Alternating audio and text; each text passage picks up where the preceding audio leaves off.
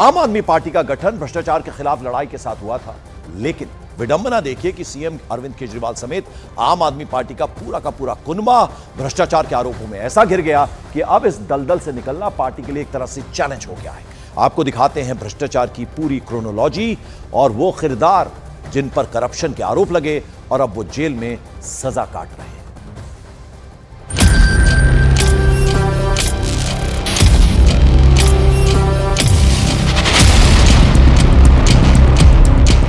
कैसे आम आदमी पार्टी को निगल गया भ्रष्टाचार।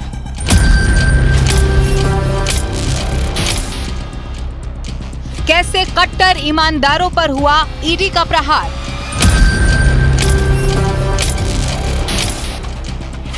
कैसे आबकारी कांड बना गले की फांस।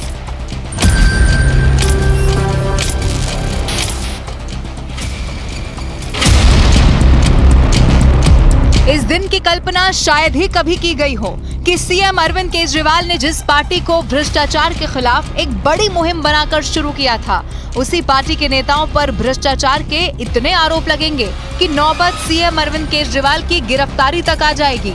पहले दिन से जानते थे कि उसमें उनको गिरफ्तारी तय है, ये अरविंद केजरीवाल को मालूम था, इसलिए वो पूरी राजनीतिक नौटंकी कर रहे थे, एक हाइप क्रिएट कर रहे थे। लेकिन जब कल माननीय न्यायालय ने खुद चैम्बर में बैठ के सारे दस्तावेज देख लिए और इनको आईना दिखा दिया कि जाइए, आप जाइए और जांच एजेंसी के सामने जाइए, तो स्पष्ट था कि ये होना ही है। और अरविंद, ये सारी दिल्ली जानती है कि केजरीवाल भ्रष्ट है। आम आदमी पार्टी की ये कोई पहली कहानी नहीं है। भ्रष्टाचार के खिलाफ ढोल पीटने वाली पार्टी पर कानून का शिकंजा 2017 में ही कसना शुरू हो गया था, जब मनी लॉन्ड्रिंग से जुड़े मामले में सत्येंद्र जैन सीबीआई के रडार पर थे। जब मई 2022 में सत्येंद्र जैन की गिरफ्तारी हुई, ईडी ने सत्येंद्र जैन से एक्साइज पॉलिसी को लेकर भी सवाल किए थे, जबकि उनकी गिरफ्तारी कथित हवाला लेन देन को लेकर की गई। सत्येंद्र जैन पर हवाला ऑपरेटर्स के जरिए 16 करोड़ से ज्यादा की रकम ट्रांसफर करने का आरोप था। पार्टी की कलई खुलने की ये तो शुरुआत थी, क्योंकि अब नंबर था नई एक्साइज पॉलिसी का, जिसको लेकर एलजी की सिफारिश पर सीबीआई ने अगस्त 2022 में केस दर्ज किया।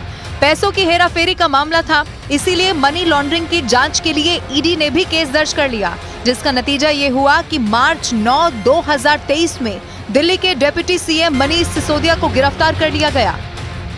सिसोदिया पर आरोप थे कि आबकारी मंत्री होने के नाते उनके फैसलों से सरकारी खजाने को नुकसान हुआ और शराब कारोबारियों को फायदा पहुंचा।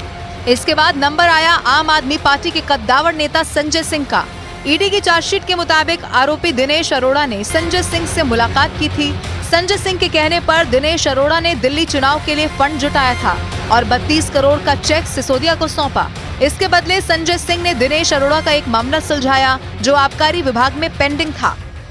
यही वजह है कि संजय सिंह 4 अक्टूबर 2023 से जेल में हैं और अब खुद सीएम अरविंद केजरीवाल के लिए भी वही दरवाजे खुले हैं जो बाकियों के लिए।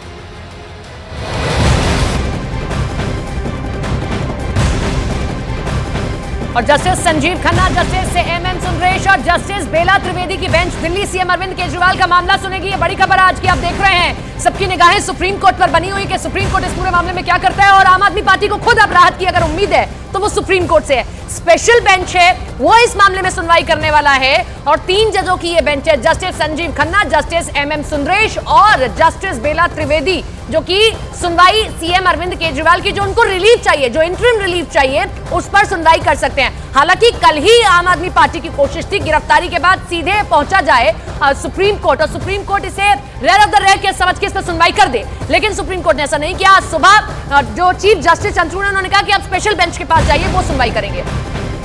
इस बीच एक और बड़ी खबर आपको बता दें, ईडी ने दिल्ली पुलिस के अधिकारियों से बात की है। केजरीवाल की कोर्ट में पेशी को लेकर बात कोर्ट के बाहर सुरक्षा व्यवस्था की जानकारी ली गई है। ईडी ने दिल्ली पुलिस से सुरक्षा की जानकारी ली है, क्योंकि कार्यकर्ताओं का हुजूम इकट्ठा हो सकता है। जो पुलिस प्रशासन है उसको और दल बल का इस्तेमाल करना पड़ेगा। वहां कितनी फोर्स लगाई जाए अगर ईडी वहां पर पहुंचती है, तो इसीलिए कोर्ट में पेशी की बात को लेकर कोर्ट के बाहर, क्योंकि राउज एवेन्यू कोर्ट में पेशी होनी है, हालांकि वीडियो कॉन्फ्रेंसिंग के जरिए भी पेशी हो सकती है, लेकिन कोर्ट में अगर ले जाया जाता है तो वहां किस तरीके की व्यवस्थाएं हो और किस तरीके से व्यवस्थाएं दिल्ली पुलिस करे, क्योंकि पहले आम आदमी पार्टी आह्वान कर चुकी है कि वहां पर बड़ा प्रदर्शन किया जाएगा और इसीलिए दिल्ली पुलिस से जानकारी ली जा रही है कि बताइए कितनी कितनी फोर्स है। आनंद हमारे साथ हमारे सहयोगी जुड़ रहे हैं। आनंद, जानकारी ली गई है ईडी की ओर से कि कितनी फोर्स है, बता दीजिए, तो यानी कि ले जाया जा सकता है कोर्ट भी। देखिए, जब भी यहाँ पर कोई हाई प्रोफाइल गिरफ्तारी होती है तो जो पुलिस अधिकारी हैं वो वैसे भी यहाँ पर मौजूद होते हैं और चूंकि दिल्ली के मुख्यमंत्री गिरफ्तार हुए हैं तो जो खुद नई दिल्ली जिले के डीसीपी हैं वो इस सड़क के बाहर जो है मानसिंह रोड या एपीजे अब्दुल कलाम रोड पे सुरक्षा व्यवस्था का जायजा ले रहे हैं और यहाँ पे कुछ इंस्पेक्टरों ने यहाँ पर ईडी के अधिकारियों से अंदर बात की कि किस तरह से जब अरविंद केजरीवाल को फिजिकल तौर पर राउज एवेन्यू कोर्ट ले जाया जाएगा तो कितनी फोर्स की डिमांड ईडी करती है और जो लॉ एंड ऑर्डर सिचुएशन है उसको लेकर भी बातचीत की गई है। तो जैसा कि ओपी तिवारी जी ने बताया कि करीबन 2 से 2:30 बजे के बीच जो है अरविंद केजरीवाल को राउज एवेन्यू कोर्ट में पेश किया जा सकता है और हम ओपी से भी जानना चाहेंगे, ओपी जी कितनी पूछताछ अभी तक बाकी है, कितने घंटे की ओर? देखिए, मैं आपको बता दूं, पूछताछ का जो क्रम है वो लगातार चलता रहेगा जब तक अरविंद केजरीवाल यहां से कोर्ट के लिए मूव नहीं करेंगे और ईडी की निगाहें जो है पूरी तरह सुप्रीम कोर्ट में सुनवाई चुकी बस थोड़ी देर में शुरू होने वाली है जस्टिस संजीव खन्ना की बेंच में। तो लिहाजा सुनवाई के होने के बाद ईडी अधिकारी जो है अरविंद केजरीवाल से समप करेंगे और अपने डॉक्यूमेंट्स को लेकर और अरविंद केजरीवाल को कोर्ट की तरफ मूव कराने के लिए मूव कर जाएंगे। और जो एएसजी है वो पेश हो सकते हैं ईडी की तरफ से आज जो पूरी सुनवाई में? जाहिर सी बात है कि कोर्ट में ईडी चाहेगी कि उनका पक्ष जो है कोई बड़ा वकील रखे, कोई बड़ा सरकारी वकील रखे, तो इस बात की संभावना से इंकार नहीं किया जाता कि एएसजी रैंक का अफसर जो है वो ईडी की तरफ से कोर्ट में पेश होगा। जी ठीक है, लौट रहे हैं आपके पास में। तो ईडी की ओर से सुरक्षा की जानकारी ली गई है, वो जानकारी आपको देखिए ओपी तिवारी और आनंद हमारे सहयोगी दे रहे थे।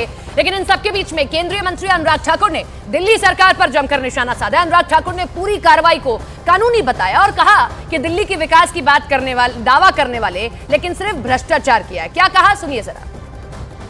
कि मुख्यमंत्री अरविंद केजरीवाल को 9 बार जांच एजेंसियों ने नोटिस दिया, समन दिए, वो बार बार अपने आप को कानून से ऊपर समझते रहे। उनका अहंकार उनके भ्रष्टाचार से भी ज्यादा बड़ा था। घोटाला तो किया ही, लेकिन जांच एजेंसियों का सामना करने से भी भागते रहे। क्या कारण है? क्या अरविंद केजरीवाल देश के कानून से ऊपर हैं?